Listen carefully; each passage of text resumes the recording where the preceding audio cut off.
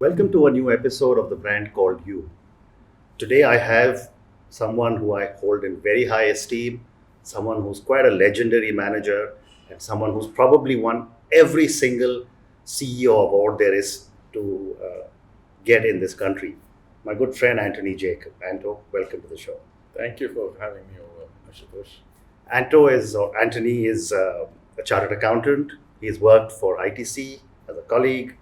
He's worked for Continental Grain. He's worked for Royal Sundaram, and he's currently the CEO of Apollo Munich, the company that made let's uncomplicate very commonly used across the insurance industry.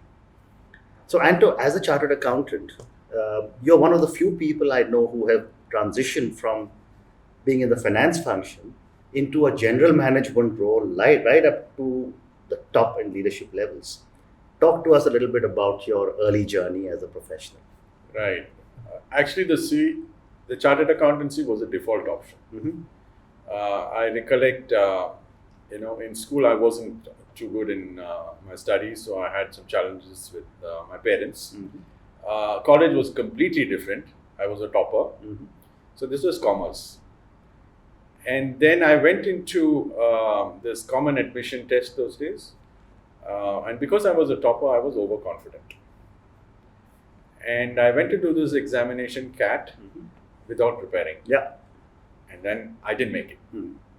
So with commerce background and no MBA opportunity, and I was very particular I should go to one of the better ones, chartered accountancy became a default option. Mm-hmm. At that time, it looked like a failure, but in hindsight today, it is something which I think has brought me to where I am. Interesting that you say that after qualifying as a chartered accountant, you thought it was a failure, and yet it has led you to such incredible heights. No. So what happened is when I didn't get an MBA, I thought it was a failure. Okay. But the chartered accountancy, once I got into it, I liked it, Mm-hmm. and I was pretty clear that I was not going to be a bean counter. Now, with chartered accountancy, you can be an accountant or you could be a finance manager. I chose the finance manager path, Correct.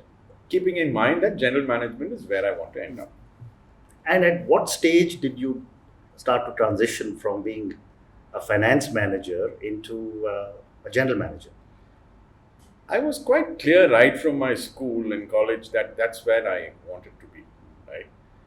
Fortunately, in school, I had the opportunity of being the school captain. In college, I became joint secretary of the commerce department. So I had something in leadership inside me, an experience. In ITC, I was fortunate to work with in corporate finance, and that led me to the boardroom discussions. I used to sit behind the directors, take down notes, and so the urge to become one of them came out quite easily, and quite early on in 1988. 1988. Mm-hmm. Then I said I need to make this move from finance to general management because that's what I wanted to be. But again, interestingly, it happened not by design, by accident. I moved in my career in various companies, and I landed up in Auckland as the finance manager for the insurance company there. Mm-hmm. And then I got a call from my previous CEO from India and said, we have an opening for a CEO job in India, Royal Insurance, Royal Sun Alliance. Would you like to take it? So I was very, very happy. Family was very, very happy in Auckland. And I had to make a choice whether New Zealand happiness or, a CEO job. It didn't take me much time because that's what I wanted. It did take the family some time to accept it. You must have been very young at that stage. Yes, that was interesting. That was 38. Wow. And I remember telling my mom very early on that, I will become a CEO at the age of 50. So I did it 12 years in advance, so I was quite happy about that. Fantastic. And after the CEO role in India, then you moved again. I think you moved to Dubai after that. Yes. So what happened was I was responsible for bringing Royal Sun Alliance into India. And since you're talking, maybe you'd like to talk about the fact that you were the first insurance license that was given in this country. Correct. So that was also a very interesting episode because I was in this project office, Royal Sun Alliance, working with the regulatory authorities and people to get the license. And I happened to be one amongst 100 top managers in the Royal and Sun Alliance ecosystem to attend a worldwide conference.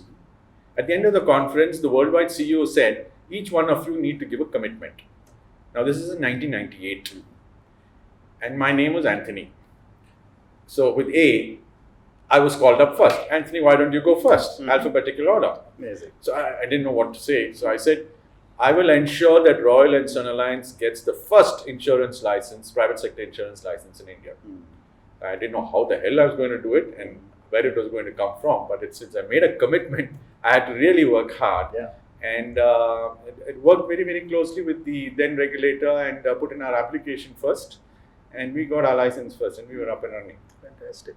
And then you came back to Apollo Munich. Yeah. Okay. So I'm going to come to Apollo Munich a little later. But, you're one of the few people, again, who's worked for an Indian company, who's worked with a British company, who's worked with an American company, and who's worked with a German company. Correct. How have these experiences been, and what is culture like in these companies? Actually, very different. There's no right or wrong answer, and each one works for its own. Yeah. Let me put it very, very simply. Americans would expect results as of yesterday. The British would say results as of today.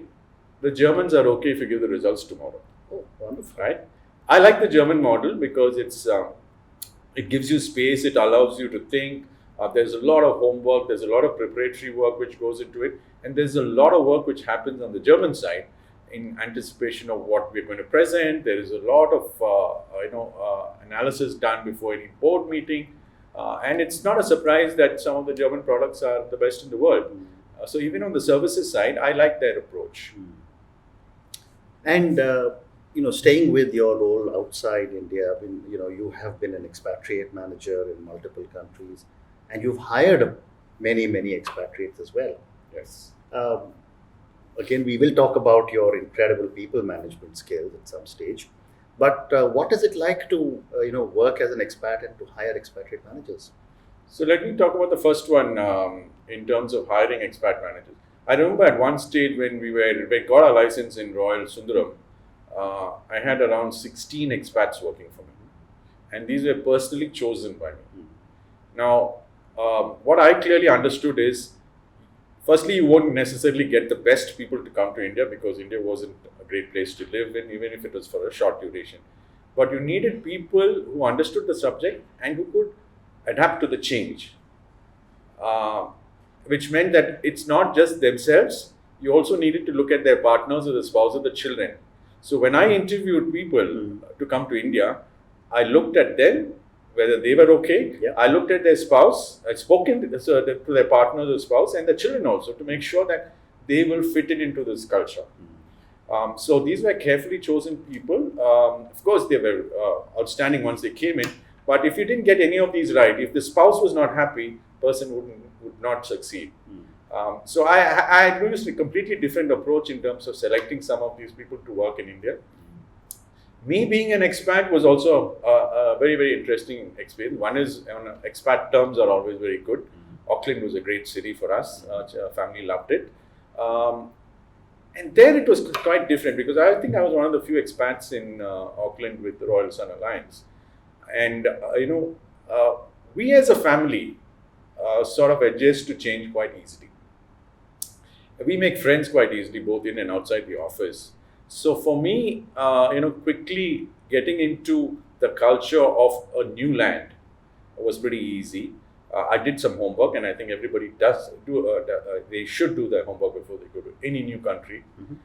And I recollect another interesting incident there.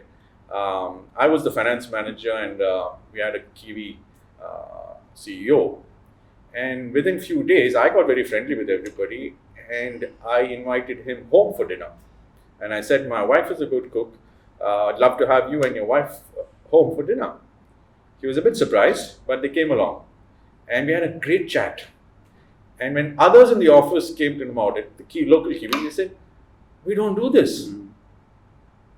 But I realized that the CEO really enjoyed it, and he called me to his house, which was again a big surprise for my colleagues.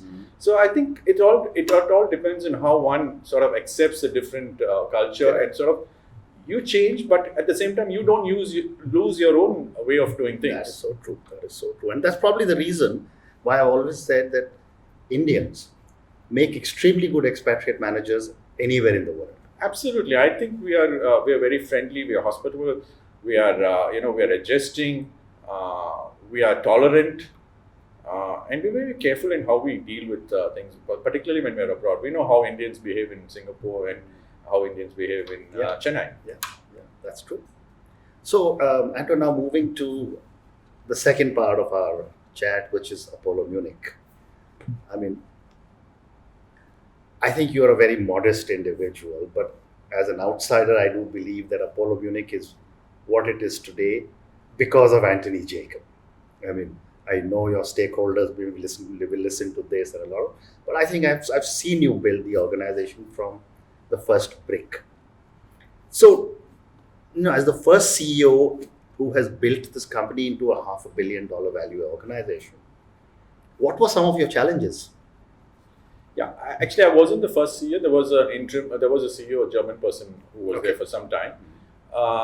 But I came in at a point of time in 2009 when there was a bit of a crisis, which I'm sure the stakeholders also will agree.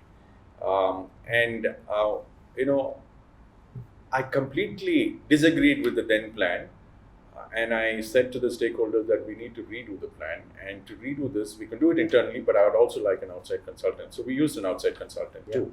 So we completely changed the way we were going to go up in terms of our strategic plan. Earlier it was a group focused. We said we'll only do retail focused. We will do things very, very differently.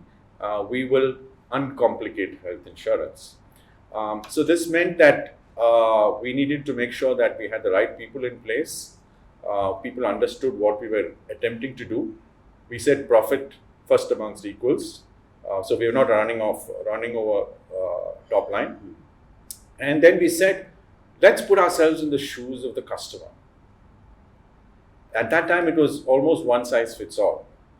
So we made a lot of difference in the way we went about internally first, in terms of changing people's mindset, in terms of here is a product and service which has to be quite different. We need to uncomplicate it.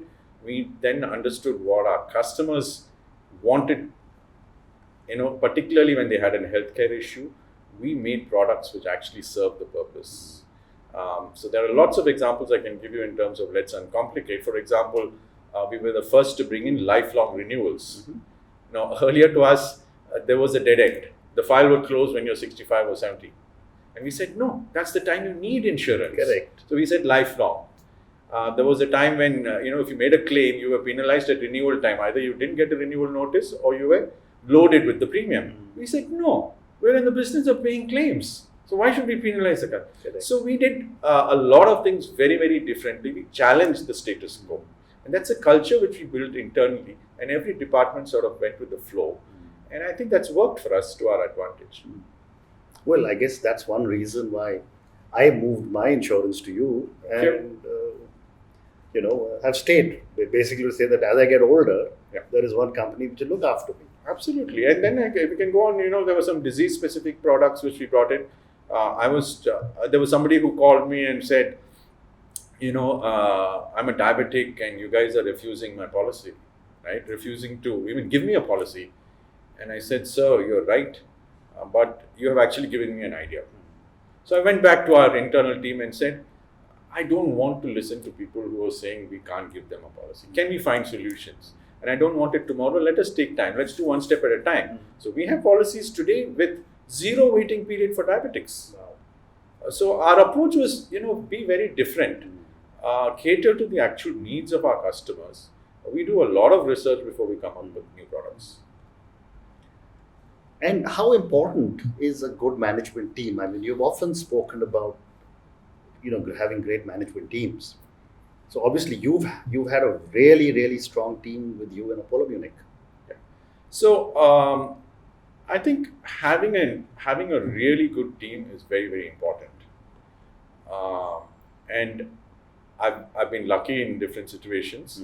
I've got some outstanding people, and I think what helps them to become outstanding is trust your people, particularly your direct reports.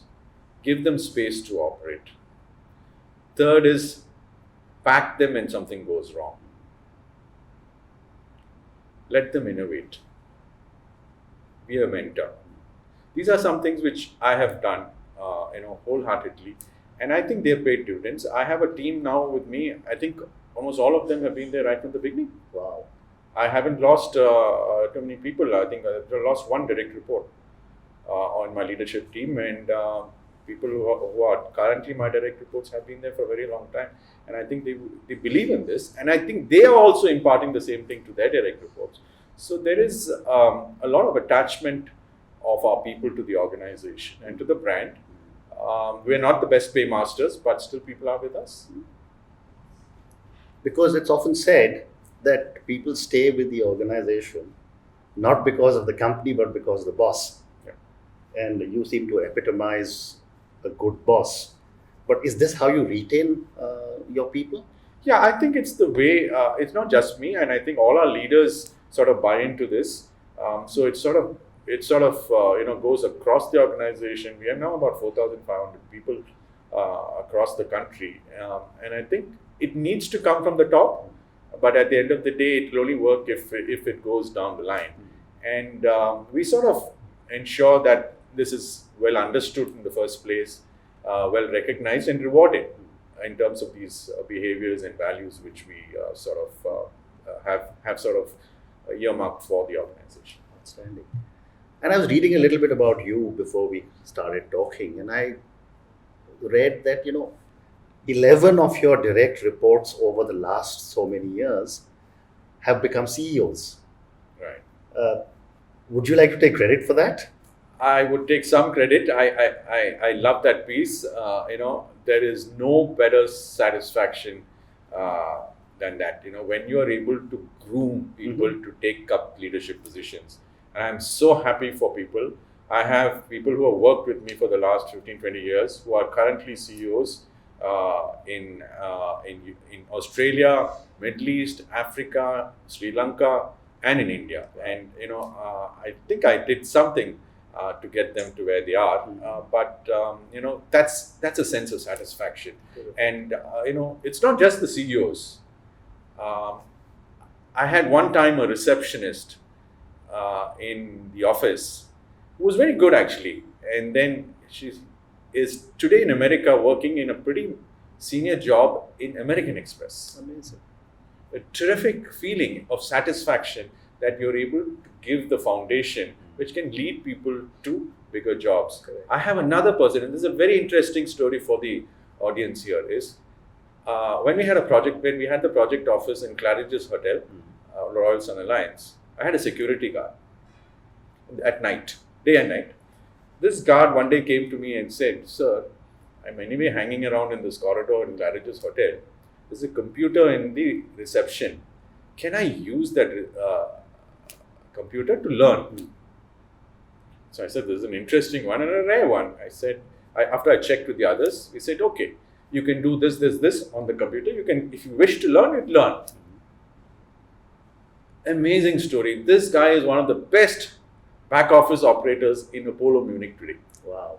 When I left Royal and joined Apollo, he sent me an email saying, "I want to come." And today he keeps getting awards, quarterly awards at regular intervals. So a security guard becoming the best back office operator is something which gives me a lot of satisfaction. I agree. So moving now to the insurance space. Health insurance is something that every individual around the world needs. And yet in India, it is, despite so much intervention by people like you, it is still a very small percentage. What is happening in this space? Yeah, it is, there are two sides to it. One is I feel very happy that we are now a 40,000 crore industry, health insurance. And when I started off, it was about 600 crores. Yeah. Okay. But the other way of looking at it is how many people have got insurance in this country. Less than 100 million have retail health insurance, which is sad. But how can we take this forward? I think there's lots for us to do as an industry and as individual companies. We are growing at 40%. So that's, you can't do 100% every year, but we believe 30 to 40% is something which we can live with. But I think there's so much to do. But the fact is that I think the people also need to recognize that there is a financing tool which works called health insurance. Our biggest challenge in the first few years was telling people there is health insurance. For them, health insurance meant life insurance. So we had a lot of issues in the past, but now I think you're going to see an incremental pace, which the 100 million, I won't be surprised if in the next few years becomes 200, 300, 400. And then you have, below the poverty line, you have the Ayushman Bharat, which the government has brought out. That could cover 500 million. So I think I will not be surprised in the next 5 to 10 years, we are 1 billion people who are covered by health insurance. And that could be a game changer. But again, I had read somewhere that you were involved with the Ayushman Bharat scheme. And yes. Personally, I'm very, very passionate about that subject, about that segment of the population. I think they really need help. So when Ayushman Bharat came out and the very first tender was Nagaland. And I told my team, we need to win that. Okay. And then there was whole debate of what the pricing should be, whether it should be 1,000, 2,000, 3,000. Yeah. There was a lot of debate, right? Yeah. We quoted 444 rupees per family. Wow. I was highly criticized for quoting such a low rate by my competitors, saying that we're going to lose money, and I'm going to be in trouble. I've just come out of the Ayushman Bharat office just before this meeting, and we actually have to refund money, even on that, right? Now, we had a first mover advantage. We understand that landscape, so we bid a price which our actuaries believed that was the right price. So Nagaland, I think one needs to understand, whilst there is 1 million people, there is not many healthcare facilities. Right? So if you don't have healthcare facilities, where are the people going to use these schemes? This scheme, the framework is excellent. What we need to ensure is, and that's what I was saying in the NHA today, is we need to ensure how to build capacity, healthcare capacity in smaller towns and villages. And unless you build that, Ayushman Bharat won't work, because you'll have an insurance scheme, but people won't be able to use facilities if they're not there. Correct. So I'm a big fan of the scheme, but I think we need to work together to create healthcare facilities for people to use. Correct, I agree. And I think that will be a game changer in this country. It will be a game changer. I have written articles suggesting that could actually help employ a lot of people. That's one industry which could actually give employment to millions of people. So before I move into the next segment, I need to ask you one question, and that is, you won the best CEO award and every possible award in India. What is the reason for this amazing success? Well, see, one of the things which we said internally, and I said to my people, is we must judge ourselves. So a lot of us, tend to judge ourselves do surveys within the company. And I said, no, not us. We need to benchmark with the best, and we need to participate in various, we nominate ourselves for various things. So we want to be the best in class, not just in insurance, not just across. If it's the services, let's benchmark ourselves with the best of the best. So that's a sort of a culture which we have built. Like, we are not looking at the insurance industry because the insurance industry may not be the best in class in terms of some of these. So we look at it each department wise, and we said to each department that whatever you do, you must be the best of best, or at least strive to be the best of best. And you can't be it overnight. It's a journey. So I'm really very happy that industry experts have often picked our name in terms of being best in customer service, or best in claims, or best in technology. But the two big ones for me personally is 9 times in a row, we are a great place to work. Amazing. 9 times in a row. And this is an international institute doing an external survey on our people, right? And the second one is an Asian award. Whole of Asia, we got the General Insurance Company of the Year. Although we are a standalone health insurance, we were classified as the best General Insurance Company of the Year. Now, how did this happen? I think it's all to do with people and the way they go about doing things. I happen to be the captain of the ship. I happen to be leading the team. So I get the CEO award, but when I get a CEO award, to me it is, I just go to collect it on behalf of 4,500. That's very well said. Very well said. So my last question before I move into some personal questions, you work with a large distribution base. What kind of insurance is best suited for this large base of people? General, life, health, or should they have a basket? Yeah. So that's a very interesting question in terms of agents and what is most remunerative for them, right? So without doing much working, people would say life insurance is very remunerative because first year you get some 40-50% commission or something like that, right? Motor insurance because it's a compulsory product. But I have demonstrated through Excel sheets that for a distributor, for an agent, the best product for them to focus on is health insurance because this is the only product. Yeah. And I can challenge any of the audience to tell me if there is any other product which needs to be purchased, in my opinion, from the day you're born right up to the last day. We say cradle to grave, right? There is no other product which has such a lifelong thing. And imagine an agent who is servicing a child when born and the entire journey, you get 15% plus rewards continuously for the entire life. The person gets married, children, then become grandparents, and if you do a great service, your client base is going to increase. Secondly, premiums increase with age, premiums increase with inflation. So 15% on that throughout is something which beats life insurance, motor insurance, everything. Agents now are convinced that health insurance is something, if they get in and they do a good job, it is like annuity for generations for them. Wow, fabulous. So, Andrew, just moving on now, you have led a really, really hectic work career. How do you manage your work-life balance? I must say that's one thing which I haven't done too well. And if my wife Uma was to give a report card on it, it would be a pretty low score on that. It's because I've been very, very passionate about what I do. And that sort of comes and it's seen by my people, and it's sort of contagious. So, I mean, looking back, I could have done much better in terms of making sure this balance was right, but I still have time, so I will change. But when you're passionate about things, you can't not focus on it. Correct. Sometimes the family is a bit annoyed when I'm actually answering customer calls on weekends, but I care for the customer and the customer's in trouble. Correct. Yeah. So I look at it from their angle, but I'm sure the family looks at it from a different angle. So that's something which I believe is a must. If there's something which I can redo, this is something which I will. Okay. Yeah, well, those are very wise words. Next question I have for you is, when was the last time you did something for the first time? That's a very personal thing, but I will share it, but I'm not going to go into the details.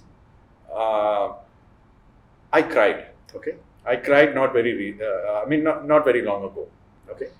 And then I realized that I hadn't cried for almost 30 years. And that was the first time I was crying in 30 years. Wow. And that was for something, which happened, which I wasn't very happy about. I cried. And nobody saw me crying, but I cried. Thank you. That was nice of you to share something so intimate. Couple of more questions, Anto. What would be your biggest learning from your biggest failure? I don't like the word failure. So I would call it as, we are all human beings. We all have our strengths and weaknesses. We all make mistakes. Mistakes is what I would use instead of failures, because a mistake made once and then you learn and then it becomes an asset. I have several examples of that. I wouldn't call them failures, but it may seem a failure. For example, I mentioned about I didn't get into an MBA, I didn't prepare for my CAT exam, and I failed. Now, at that point of time, it was a failure. But for me, that was a mistake. Looking back, I didn't prepare, so I failed. But I went into chartered accountancy and I did extremely well, and now I'm here speaking to you. So I think people would make mistakes, and I think we're all human beings. If you look at my on a personal investing side, I made some bad mistakes in investing into apartments in Chennai. It looked great at that point of time, but today it's like a white elephant, right? So what was my learning there is, don't buy apartments if you don't want to live in it. Correct. Right? So there are different things in different times where it looks like failure, it looks completely wrong, but then you try and understand what went into it, why you took that decision, and learn from it and use it as a future. Now I know I'm not going to make that mistake again. When I do something, I will do something. If I want to buy some real estate, I will buy what I want to live in. So I don't think there are, I don't like the word failure, but mistakes. But as long as you learn from them, they are assets. Wonderful. So, and to my last question to you, take you back, young Antony Jacob, qualified as a chartered accountant, joining ITC, and then has risen to the levels you are at today. Lots of young people must be looking at you and hearing us on this podcast. What would your advice be to a young guy who's looking starry-eyed at the next 35, 40 years of career ahead? Yeah, my advice would be, today we are in a situation where continuous self-learning is very important. Gone are the days when I was in ITC, when you depended on HR department to hold courses and training. No, that won't work. And if you depend on that, you will fail, right? Continuous self-learning, and today we have it on our phone. That's extremely important. If those who don't take that seriously will fall behind. Secondly is, be passionate about what you're doing. With passion comes that extra effort, and you get that extra result.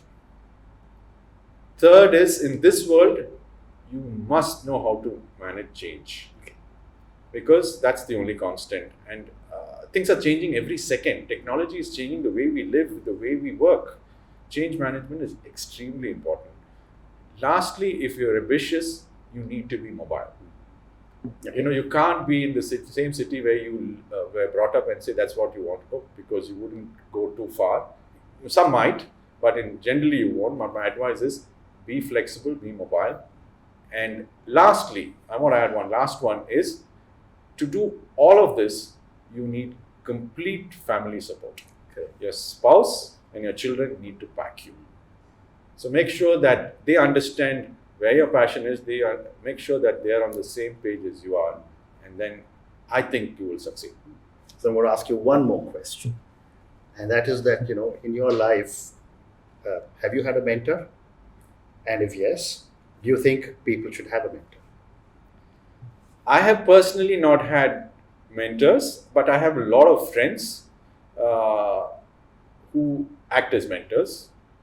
I've sometimes come to you also and asked you for some advice. So I use friends as mentors, but I want to give you a different answer to this question. As I mentioned early on, I wasn't too bright in school. At least I didn't get the grades my father expected, right? So I had tutors. And I had that in college also. Although in college I was a topper, I did have tutors. I have tutors even today. Okay. Guess who they are? My son and my daughter and my wife are my tutors. Fantastic. So my children actually teach me a lot of things which I would not have otherwise learned, particularly with social media and technology. And both my daughter and son are better than the best executive assistants. They sort of pump me with reading material every often, so that I'm up to date with what's happening in and around the industry which I'm in, and how I could use it in the office. So they are unpaid executive assistants. My wife is a guide and mentor, and she's from behind the scenes. She supports every action at office, Fantastic. including handling the catering at board meetings. So she's a great supporter. So I didn't have formal mentors, but I had the family, backing. And my tutors, as I said, are my children, and my wife is a big supporter. Fantastic. So, Anto, thank you very much. You've been really honest, you've been very transparent, and you've said a lot of things that I'm sure are very intimate. I'm sure the thousands and thousands of people who will watch our podcast will love every word that you have spoken. Thank you again. Thank you for having me.